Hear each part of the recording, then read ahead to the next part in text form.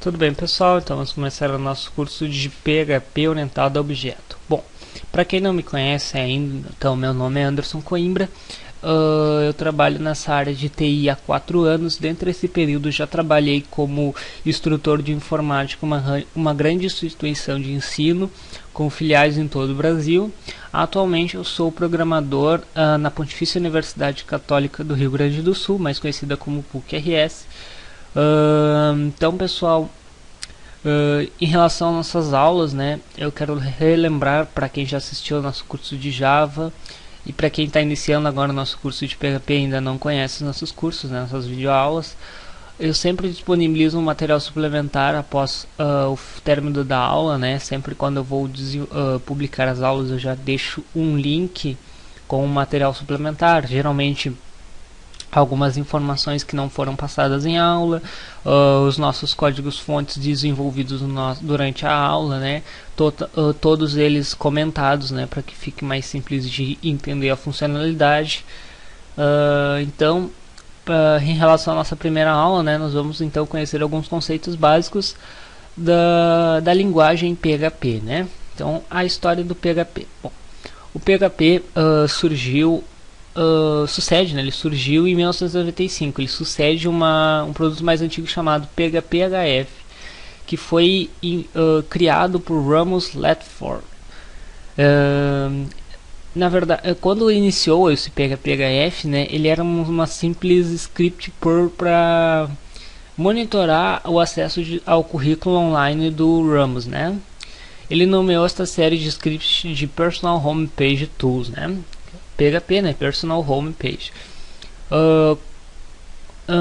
Como mais funcionalidades foram requisitadas, Ramos escreveu uma implementação em C muito maior, o que capacitava a comunicação com o banco de dados, né? Disponibilizava aos usuários possibilitava aos usuários desenvolver aplicativos dinâmicos para a web.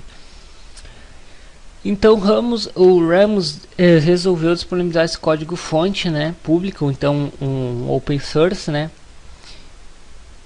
para que outros programadores e desenvolvedores pudessem utilizá-lo e também melhorar o código e descobrir alguns bugs, né.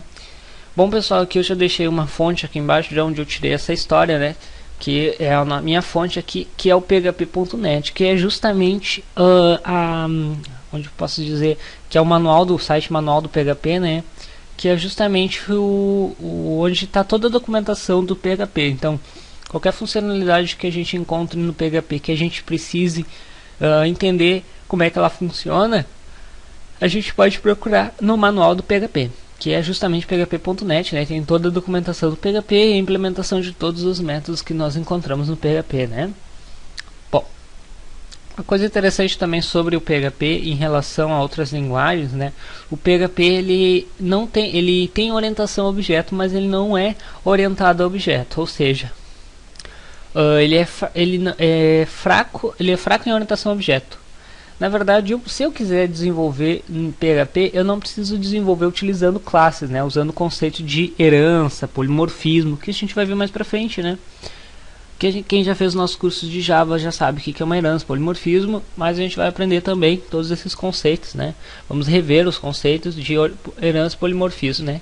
Utilizando a linguagem PHP. Bom, o PHP, então, como eu já estava dizendo, né? Ele tem suporte à orientação a objeto, mas não é orientado a objeto. Ou seja, eu posso desenvolver um aplicativo Java, um aplicativo PHP, que sem orientação a objeto. Já o que já não pode acontecer com o Java, né? Porque o Java é fortemente orientado a objeto. Então, para entender um pouquinho melhor como é que funciona essa questão, né? A gente pode entender pelas extensões do PHP. O PHP ele possui 3 tipos de extensões, né? A extensão .php, que é simplesmente um arquivo que contém um programa feito em PHP, o que caracteriza que ele não é orientado a objeto, né? Então, ele não é uma classe, como a gente tem em Java, né? Todos os nossos arquivos ou nossas extensões são classes, né? Então, tu não pode simplesmente, mesmo quando a gente introduzir um JFrame é uma classe, né? Então ele é fortemente orientado a objeto. O PHP não. Então você pode criar simplesmente um arquivo PHP que contém um script sem nenhuma orientação ao objeto, simplesmente um script para exibir uma mensagem, ou não necessariamente orientado ao objeto. Também, como ele tem suporte à orientação, então nós podemos usar as classes, né? Para se criar um arquivo que contém uma classe em PHP, nós utilizamos o .class.php.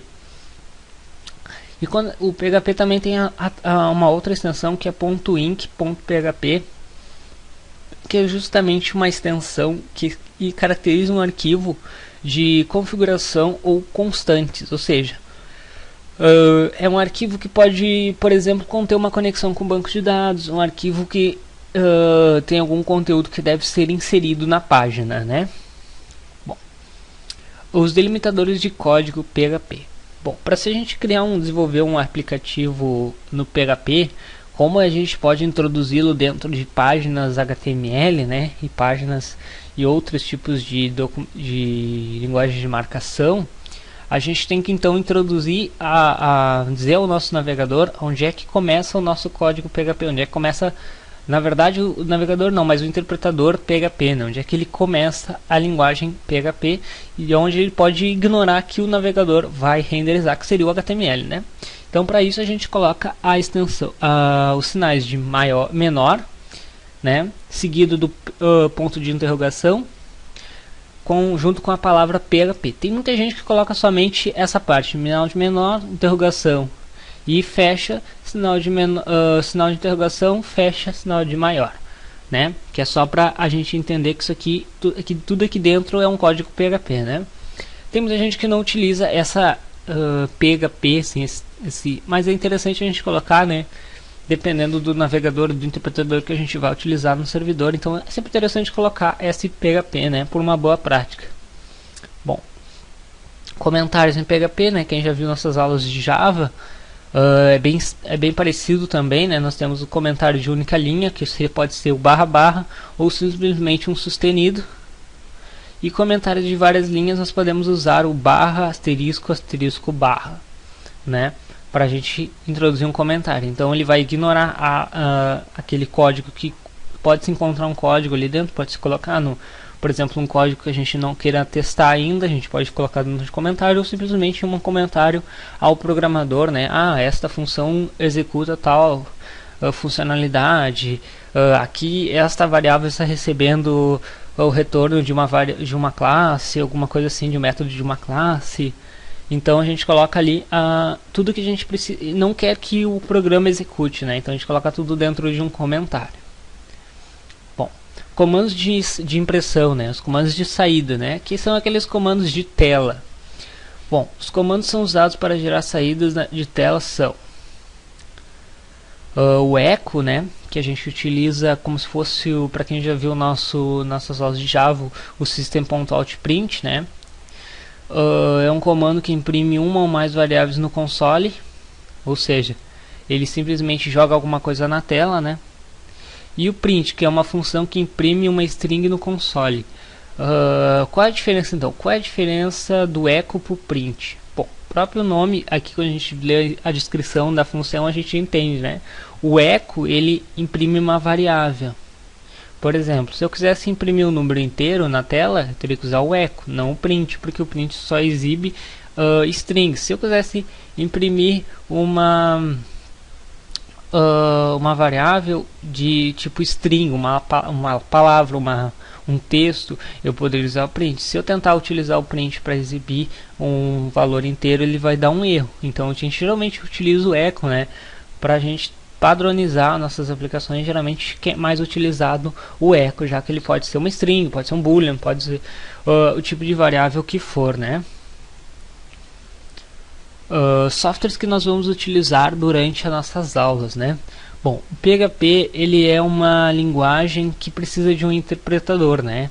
O nosso navegador ele não consegue interpretar o PHP, então a gente precisa nós precisamos ter um interpretador PHP e um servidor no nosso computador, né? Não é que nem o Java, que no Java, né, nós tínhamos a nossa JVM, né, que é a Java Virtual Machine, que era justamente o nosso interpretador Java, né, que fazia a compilação do código, executava todo o nosso código. A mesma coisa a gente encontra no PHP. Então a gente vai utilizar um software de emulação de ambiente de servidor chamado XAMPP, né? O que ele possui, esse XAMPP? Bom, o XAMPP ele possui um servidor Apache, né, um interpretador da linguagem PHP e um SGBD um SGBD MySQL chamado PHP-MyAdmin, né? E também utilizaremos um software para desenvolvimento web, né? No nosso caso nós vamos usar o Dreamweaver CS5. Vocês podem usar o Notepad++, o mesmo propriamente o bloco de notas, pode usar o Dreamweaver, outras linguagens para edição de linguagem PHP e HTML, né? Eu recomendo o Dreamweaver CS5 porque ele já, ao mesmo tempo que tu está digitando, ele já está verificando as variáveis, né? Ele já corrige o teu código fonte.